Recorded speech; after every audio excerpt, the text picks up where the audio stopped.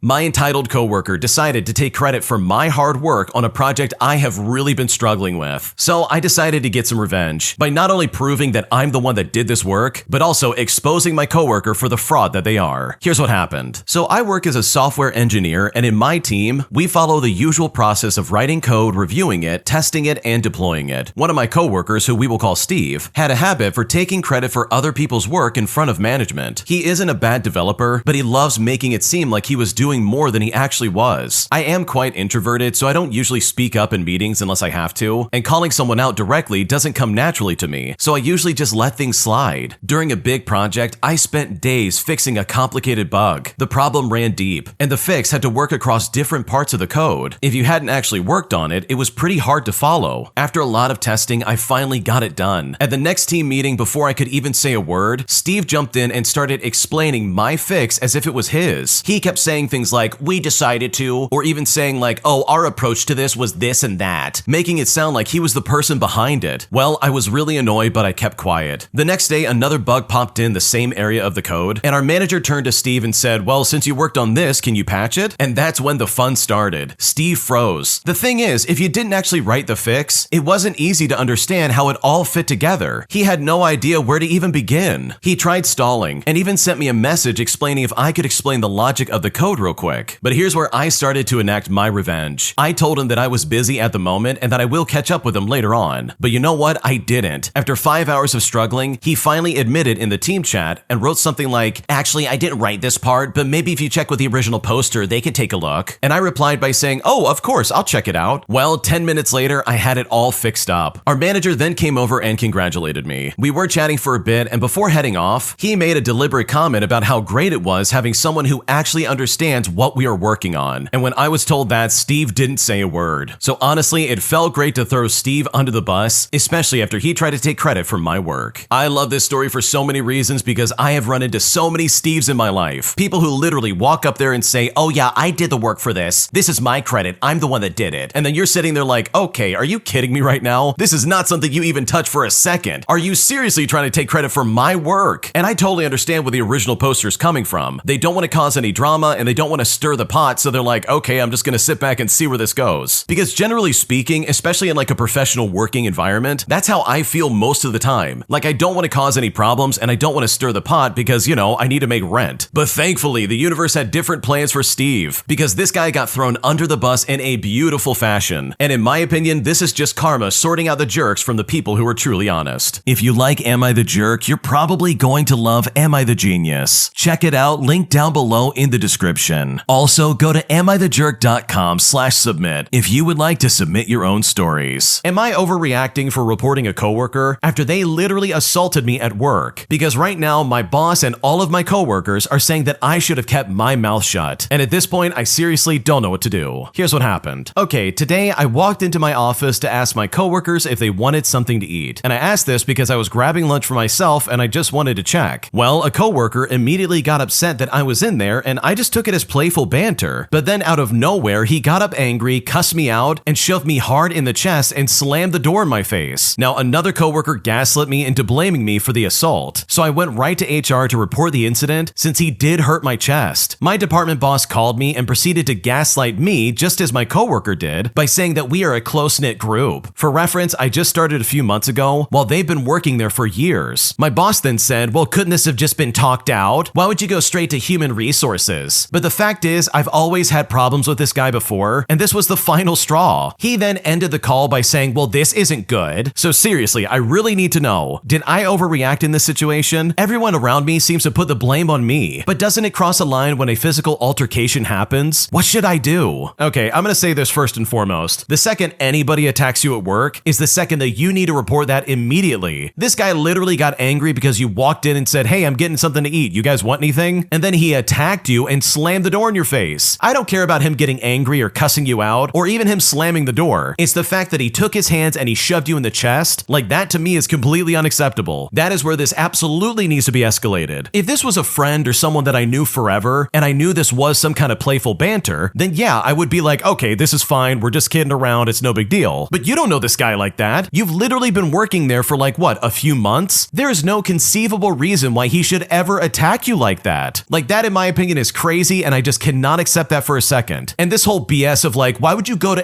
HR first? What are you doing? Like, the fact that your department boss said that to you is like unbelievably crazy. Like, they really should be fired for saying that. Like, I don't care if that's your friend or not. You can't attack another coworker just because they walked in a room and you didn't want them there. And in my opinion, anytime someone says, oh, we're a close-knit group, that's really just coding for like, oh, we're like a family here. And anytime anyone says that, they literally only say that so they can like get away with crap like this. And I bet you this is one of those coworkers who people have put up with for years, and you just so happen to be the only person who stepped up and said, no, I'm not going to be attacked like this. So no, you're definitely not the jerk, and in my opinion, I would record everything and document everything regarding this, because at the end of the day, what happened to you was not okay, and you did not deserve that in the slightest. Today, I messed up along with the rest of my French class after we decided to write letters to a French prisoner as some kind of exercise for our French class in high school, resulting in one of the creepiest situations we've ever been in our entire lives. Here's what happened. Okay, this happened a long time ago when I was 16 years old. Our school participated in the International Baccalaureate program that allowed us to take some intense classes and finish up high school with a lot of college credits, even if you didn't complete the entire program. The courses were great college prep. I decided my junior year of high school that I would take a French class which was completely immersive, and our teacher required us to answer everything in French. Did you want to go to the restroom or have a question about your homework? Well, you had to answer in French. She assigned the entire first chapter the first day of class due the next day. Every exercise from beginning to end, and this was like literally 20 pages. The class originally had 20 people signed up. However, the assignment left the class with only 5 of us left. With students willing to put in the work, our teacher worked hard to give us an all-around education in French. We read French novels, watched French TV, discussed French history and politics, and keep in mind, this is in the late 90s, so the internet was not readily available. I also lived in Central Appalachia, so just having this program was an amazing opportunity, but our resources were very limited. She went above and beyond to give us work that was both hard and interesting. I remember reading Asterix and Obelix comic books in French, and I once had a scavenger hunt around my school in total French directions. Needless to say, my teacher was always trying a variety of ways to keep up working on our French skills. One day, she had us reading a French magazine for translation, and in the middle of class, she tells us she has a great idea. While we were working, she was looking into the classified section of the paper, just curious to see what is sold, who is interested in what topic, and etc. And right there, amongst all the wanted ads, was an advertisement about a Frenchman in a maximum security prison in Colorado, looking for someone to write to him in French. For the sake of the story, we'll call him Max, and it gave us an address to write to. So my teacher thought, well, wouldn't that be a great way to sharpen our French skills and writing skills? But here's where the 5 of us screwed up first. We all immediately got out our papers and began writing to this Max, no questions asked. Now, it wasn't completely stupidly on our part, and we didn't give our full names or address, but mailed from our school, which admittedly isn't much of a cover for any of us, since we are a very rural area, and it would be easy to find us. But we write our letters, which I know dates my age. If you ever wrote letters to a complete stranger, the first letter is usually introducing yourself to the receiver, telling about yourself, your life, your family, which of course we did. But do you know what we didn't do? We didn't think that a guy in prison with the ability to place an ad could be that serious of a criminal, and at first he wasn't. The first letter he wrote back was that our teacher was an angel, and our letters were a bright spot in an otherwise dark existence. He wrote about how lonely it had been without an opportunity to interact with his native language, and he eagerly looked forward to our correspondence. So our pen pal situation continued until Max decided that we needed to hear his tragic tale of woe. Keep in mind, we're high school students, so our translation skills were not professional. But what I remember from the letter went something like this. Max was just a simple man. He arrived in America to gain the American dream. He began by running a business and exporting leather goods, but found that he needed connections to get his inventory into the country. And this is where his partner enters the scene, who assured him that he can get his cargo into America without too much delay with customs. And of course, he had no idea that his partner was running illegal substances. I mean, of course, how could he? It wasn't until his business got raided that he discovered all the money he had been getting from the partner just happened to be laundered in his export business. At least that's what the FBI explained when he got arrested. So now our French class was in a dilemma. We had been writing this guy, and honestly, we hadn't given any thought as to why he was in Colorado. Even still, we certainly thought we wouldn't stumble into a mob money launderer who thought that we were angels and told us that he would eventually get out in a few years. None of us really wanted to continue this. Luckily, school was finishing, and we all agreed that it would be best if we all conveniently forgot about all of this. We also never told anybody, not out of some solidarity, but it didn't cross our minds that this was something our parents needed to know. Besides, our teacher knew. knew. I mean, who else needed to? So our senior year starts, and our French teacher comes in and asks which one of us told Max about her birthday. Well, there were blank stares all around because we didn't know her birthday. She tells us she got a birthday card from Max at her home address, which we also didn't know about either, because while our tiny town didn't have extensive internet, apparently his prison did, or at least that was the only logical conclusion we could come up with. So we had complete no contact with Max for the rest of the year, because we all dreaded the idea that he had the ability to find where we lived. I now teach at this same school with the French teacher, and we both marvel at the fact that she gave us the assignment of writing an unknown prisoner with no concern to our safety, and that we as students willingly participated with these letters without telling anybody. So it was on that day that I learned, just because the teacher says to do something, you might want to still think about the unintended consequences of that assignment, because trust me, it could be way worse than you're expecting. Oh my gosh, that is really scary. For starters, I really think you guys had the right intentions here, because this really did seem like a good opportunity to practice French, but also maybe reach out to someone who's